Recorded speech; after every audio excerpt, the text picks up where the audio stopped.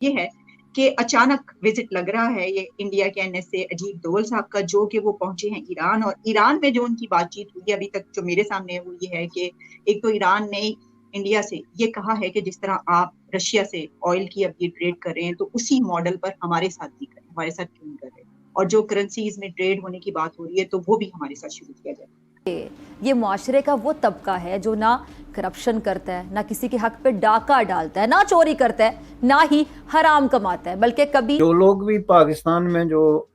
Policy making کے process میں حصہ لیتے ہیں وہ مینٹلی سٹک ہیں۔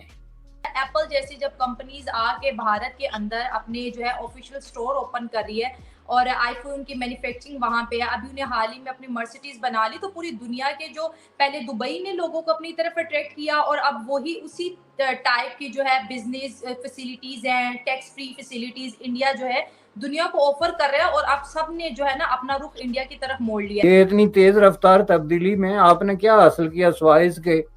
کہ یوکرین کی طرف سے یہ خبر آئی کہ آپ ان کو میزائل بیچ رہے ہیں، آپ کہہ رہے ہیں نہیں جی ہم نے نہیں بیچے، ان کا جو کمانڈر ہے جو سرحد پہ کھڑا ہے اور میزل چلاتا ہے وہ کہتا ہے کہ آپ نے دیے ہیں، دوسری طرف آپ روس سے تیل لے رہے ہیں، تو یہ اگر آپ اس کو فارن پالیسی کہتے ہیں یا آپ سمجھتے ہیں کہ اس کو سمارٹنس کہتے ہیں تو یہ پھر بالکل ہی ایک نیا علم ہے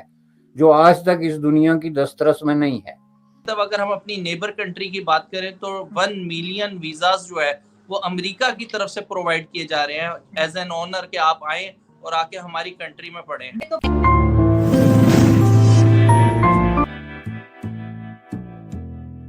یہ ہے کہ اچانک وزٹ لگ رہا ہے یہ انڈیا کے NSA اجیت دوول صاحب کا، جو کہ وہ پہنچے ہیں ایران، اور ایران میں جو ان کی بات چیت ہوئی ابھی تک جو میرے سامنے ہے وہ یہ ہے کہ ایک تو ایران نے انڈیا سے یہ کہا ہے کہ جس طرح آپ رشیا سے آئل کی اب یہ ٹریڈ کر رہے ہیں تو اسی ماڈل پر ہمارے ساتھ بھی کریں، ہمارے ساتھ کیوں نہیں کر رہے، اور جو کرنسیز میں ٹریڈ ہونے کی بات ہو رہی ہے تو وہ بھی ہمارے ساتھ شروع کیا جائے نیشنل میڈیا۔ اس میں دو باتیں ابھی تک سامنے ہیں کہ ایک تو انہوں نے کہا کہ آپ کو پتہ ہی ہے کہ رشیا سے جو آئل خریدا ہے بڑے پیمانے پر انڈیا نے، وہ اب کہا جا رہا ہے کہ یورپین کنٹریز کی جو گاڑیاں ان میں وہ والا آئل انڈیا کے تھرو پہنچ رہا ہے اور وہاں پہ استعمال ہو رہا ہے، تو بڑی ایک ان کی اسٹریٹجی ہے یہ۔ لیکن ایران نے کہا ہے کہ ہمارے ساتھ بھی یہ کریں، کیونکہ ان کے اوپر بھی تو پابندیاں لگی تھی نا جس طرح رشیا، تو وہ کہہ رہے ہیں کہ ہمارے ساتھ کیوں نہیں، اور دوسرا ساتھ میں یہ بھی بات سامنے آئی کہ جو کرنسی اس کی کہ جی انڈین کرنسی میں یہ ہوگا، تو انہوں نے کہا کہ یہ جو ہے لوکل کرنسیز میں جو تجارت کی بات ہو رہی ہے اس میں بھی ہمیں شامل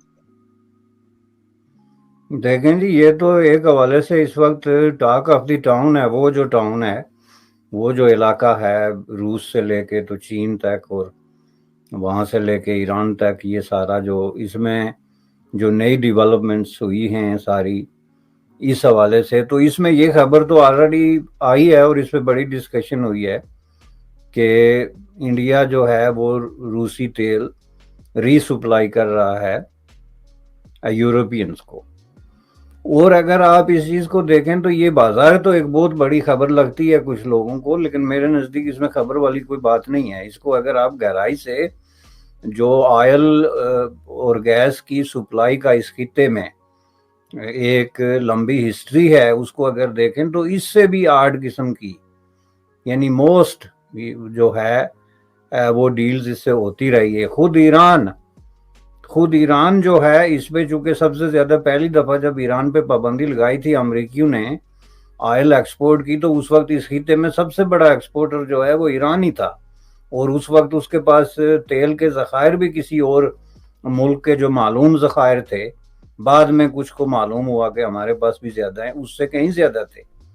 تو one of the top power تھی جس کی کمر توڑنے کے لیے ظاہر ہے کہ ویسٹرن ورلڈ کی طرف سے جو پہلی شرط رکھی گئی تھی 1979 کے ریولوشن کے بعد کہ جی اس کا آئل جو ہے وہ ایکسپورٹ نہیں ہو سکتا، اس کے بعد آپ کو پتہ ہے جتنی رپورٹس آئی ہیں اس میں کن کن ملکوں نے جو ہے اس کا آئل جو ہے وہ ایکسپورٹ کیا ہے، یعنی جس میں باقاعدہ اپنے ٹینکروں میں ایران کا تیل اٹھا کے تو لے جا کے ری سپلائی کیا ہے۔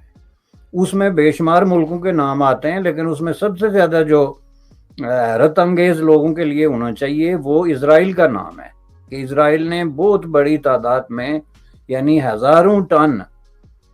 جو آئل ہے وہ ایران سے لے کے تو اپنے ٹینکروں میں ڈال کے تو یورپ کو سپلائی کیا، اور उसकी वजह ये थी कि या तो आप ऑयल दें, तो वो आप दे नहीं सकते, तो उसमें फिर उनके लिए इस तरह के खुफिया रास्ते जो हैं वो खोले जाते हैं। आपका ठीक। तो सर इसमें अब हमारे हवाले से भी एक एंगल हमने ये देखा कि एक तो ये कि क्या अब आपको ये महसूस हो रहा है कि इंडिया ईरान से भी इसी तरीके से जो उन्होंने तेल की फरमाइश की और उनसे ये रिक्वेस्ट की कि करेंसी और तेल में हमारे साथ भी वैसे ही सलूक किया जाए, हमारे साथ भी किया जाए, तो उनके साथ भी ऐसा वो करेगा और अमेरिका को कोई प्रॉब्लम नहीं होगी। दूसरा ये भी कि सर हम देख रहे हैं कि ईरान ने हमें अभी कहा है कितने बिलियन डॉलर्स फाइन करने की बात की है, ये जो देर हुई सारी गैस पाइपलाइन और सब इसमें, तो हमारे तो बड़े बरादराना ताल्लुका मुस्लिमों और ये सब कुछ, तो हमारे साथ उसके ताल्लुकात अच्छे नहीं है, जबकि हम देख रहे हैं कि दूसरी तरफ इंडिया से जो है वो उनके ताल्लुकात बहुत ही बेहतरीन है। तो ये क्या वही हमारी पॉलिसीज का फेलियर है, ये क्या है? जो लोग भी पाकिस्तान में जो पॉलिसी मेकिंग के प्रोसेस में हिस्सा लेते हैं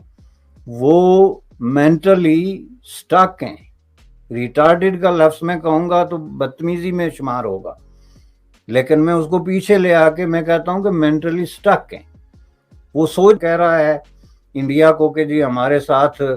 करेंसी अपनी जो लोकल करेंसी है उसमें तजारत की जाए।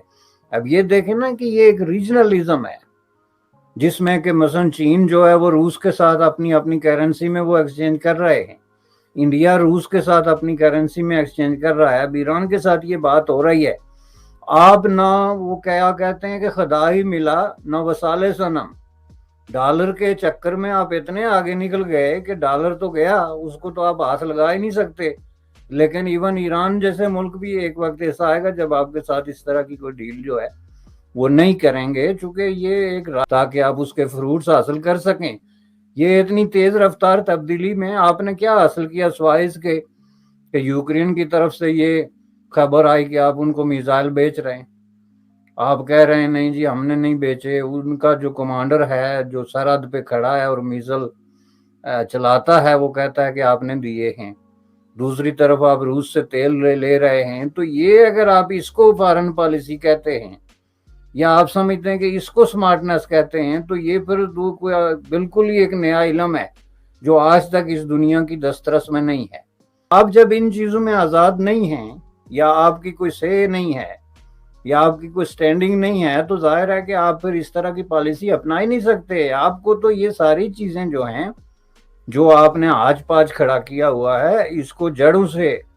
उखाड़ के फेंक के तो एक नए सिरे से एक नई पॉलिसी और एक नया सिस्टम जो है उसको तामीर करना पड़ेगा। देखिए आपके पीएम देते ही क्या है आपको, एप्पल जैसी जब कंपनीज आके भारत के अंदर अपने जो है ऑफिशियल स्टोर ओपन कर रही है और आईफोन की मैन्युफैक्चरिंग वहां पे है, अभी उन्हें हाल ही में अपनी मर्सिडीज बना ली, तो पूरी दुनिया के जो पहले दुबई ने लोगों को अपनी तरफ अट्रैक्ट किया और अब वही उसी टाइप की जो है बिजनेस फैसिलिटीज हैं, टैक्स फ्री फैसिलिटीज इंडिया जो है दुनिया को ऑफर कर रहा है और अब सब ने जो है ना अपना रुख इंडिया की तरफ मोड़ लिया। तब अगर हम अपनी नेबर कंट्री की बात करें तो 1 मिलियन वीजास जो है वो अमेरिका की तरफ से प्रोवाइड किए जा रहे हैं एज एन ऑनर के आप आए और आके हमारी कंट्री में पढ़े। तो ब्रह्मोस मिसाइल हम पे दाग दिया था, दे देते ना 5 मिनट में, जवाब क्यों नहीं दिया? आपका तो रेडार काम नहीं किया, उसने तो डिटेक्ट ही नहीं किया। मीडिया पे बताए थे कोई आंधी तेज छापर है, अगर उसमें वॉर हेड होता तो मियां चन्नू तो वैसे उड़ जाना था। आप उससे ये कहेंगे उन्होंने तो आपको एक छोटा सा हिंट दिया था, आजे बॉर्डर खोले बिना,